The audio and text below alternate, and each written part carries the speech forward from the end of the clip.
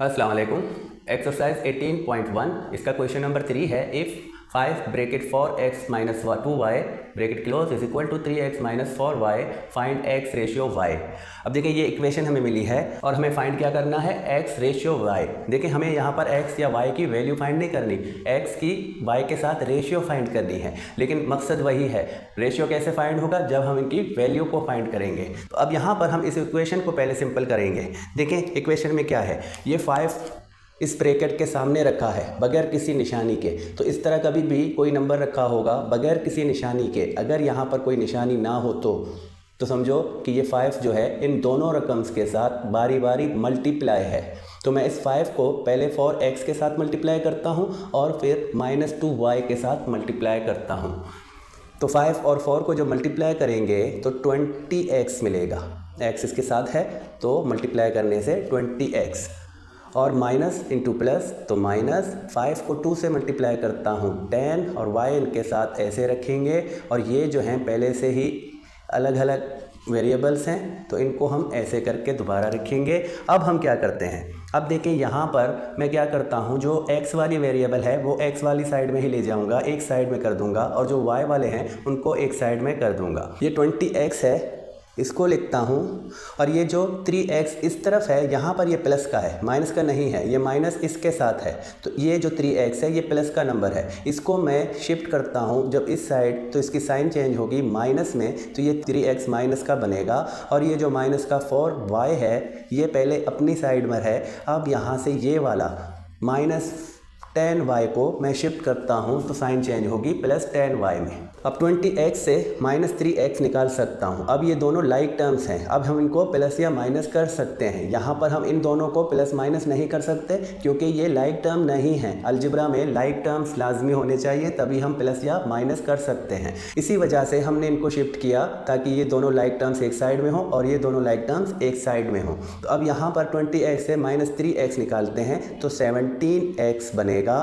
और इक्वल के इस तरफ देखें तो ये प्लस का 10y है, ये माइनस का 4y, तो प्लस के 10y से माइनस के 4y निकालते हैं तो प्लस का 6y मिलेगा।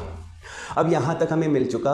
अब ये 17x इक्वल 6y। अब देखें अब इसको हम कैसे करेंगे। अब हमें क्या चाहिए, x रेशियो y चाहिए। तो x जो है वो एंटीसीडेंट और y कॉन्सिक्वेंट। तो अब x अगर इसको मैं फ्रैक्शन में लिखूँ तो x नोमिनेटर की जगह और y डिनोमिनेटर की जगह आएगा। तो अब मैं क्या करता हूँ, अब मैं इस y को, देखें y हमें कहाँ चाहिए, डिनोमिनेटर में, तो इस y को मैं यहाँ से शिफ्ट करूँगा तो इसके साथ जो मल्टीप्लाई में है इस साइड पर आएगा तो ये डिवीजन में कन्वर्ट होगा। तो मैं 17x बाय y करके 6 लिखूँगा इक्वल के बाद। अब इस y को मैंने शिफ्ट किया इस तरफ, जो यहाँ पर मल्टीप्लाई था तो इस तरफ आकर ये डिवीजन में कन्वर्ट होता है। तो अब मैं क्या करूँगा, देखिए हमें क्या चाहिए, x बाय वाई। अब यहाँ पर x बाय वाई मिल चुका है, जबकि ये 17 इसके साथ जुड़ा हुआ है, तो इस 17 को यहाँ से निकालना है। तो इस 17 को जब मैं x के साथ जो मल्टीप्लाई है यहाँ से निकाल कर इस तरफ लेकर आऊँगा तो मल्टीप्लाई जो है वो कन्वर्ट होगा डिवीजन में। तो x अपनी जगह रहेगा और y अपनी जगह और 6 भी अपनी जगह। अब ये 17 जो यहाँ से मैं निकाल कर यहाँ लेकर आऊँगा तो ये डिनोमिनेटर में जाएगा डिवीजन में। अब आप देखें कि हमें क्या चाहिए थी, x बाय वाई, मतलब कि रेशियो x/y। तो अब यहाँ पर भी अगर मैं इनको रेशियो में कन्वर्ट करूँ तो मैं कैसे लिखूँगा, x रेशियो y, इस वाले फ्रैक्शन को मैंने रेशियो में लिखा, और इक्वल टू यहाँ पर इस वाले फ्रैक्शन को भी मैं इस तरह रेशियो में लिखूँगा। तो ये दो रेशियो जो एक दूसरे के इक्वल हैं, तो x रेशियो y की जो रेशियो बनती है वो क्या बनती है, 6:17। तो ये सारी चीज़ें इक्वेशन आपने सीखे हैं पिछले क्लासों में, तो यहाँ पर कोई नया काम नहीं है, वही काम है। अगर आपका बेसिक मजबूत है तो आप ये सारी चीज़ें आराम से कर सकते हो। तो अब चलते हैं नेक्स्ट क्वेश्चन की तरफ। Question number 4, find the value of a if the ratios 3a + 4 ratio 2a + 5 and 4:3 are equal.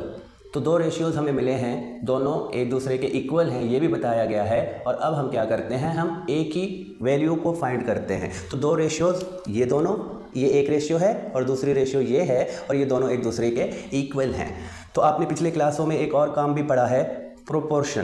Proportion क्या होता है? प्रोपोर्शन दो रेशियोज़ की बराबरी को कहते हैं।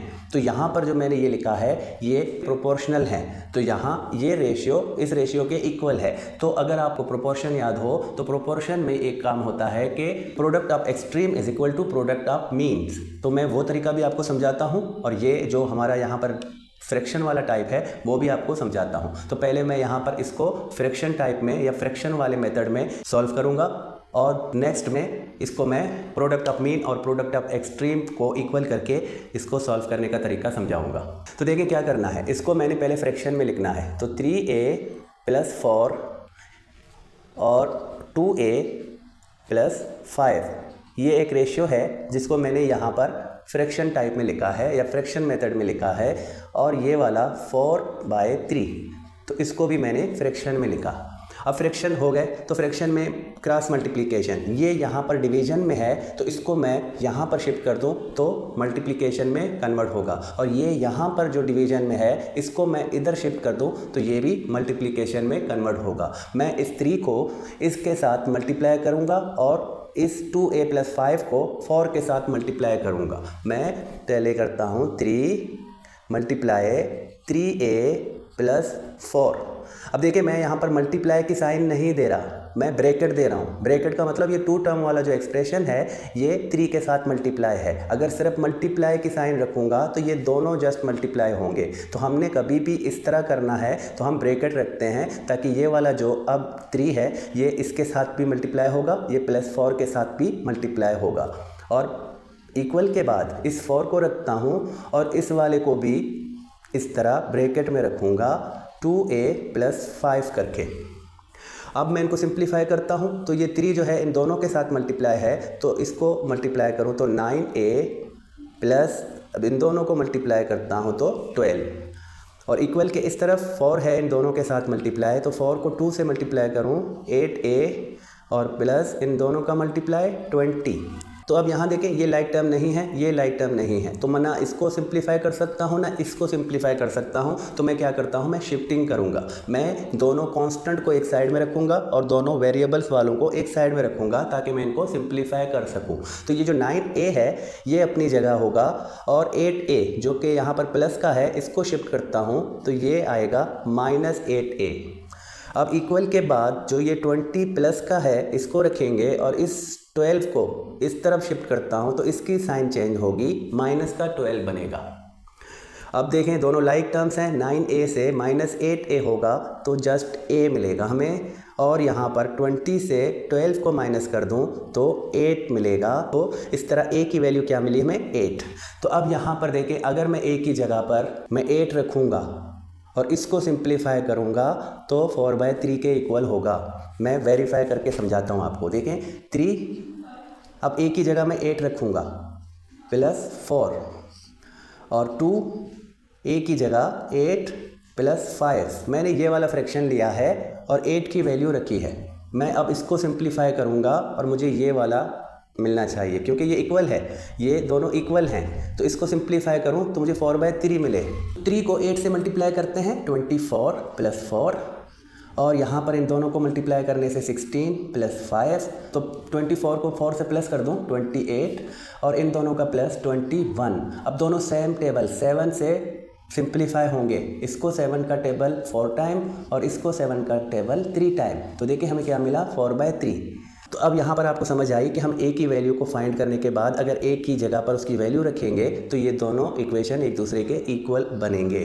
तो अब मज़ीद इसको मैं प्रोडक्ट ऑफ मीन और प्रोडक्ट ऑफ एक्सट्रीम के मेथड से भी समझाऊंगा जो आपने पिछले क्लासों में भी किया है और आगे भी आपको काम आएगा। तो वो तरीका भी आपको समझाता हूँ ताकि आप वो तरीका भी सीख लें क्योंकि आगे वाले एक्सरसाइज में भी आपको उसकी ज़रूरत पड़ेगी। तो देखें यहाँ पर product of means is equal to product of extreme. तो यहाँ पर ये वाला जो है एक प्रोपोर्शन है। जब भी दो रेशियो एक दूसरे के इक्वल होंगे तो वो प्रोपोर्शन कहलाएंगे। और प्रोपोर्शन में ये वाला फर्स्ट एलिमेंट है, ये सेकंड, ये थर्ड, ये फोर्थ।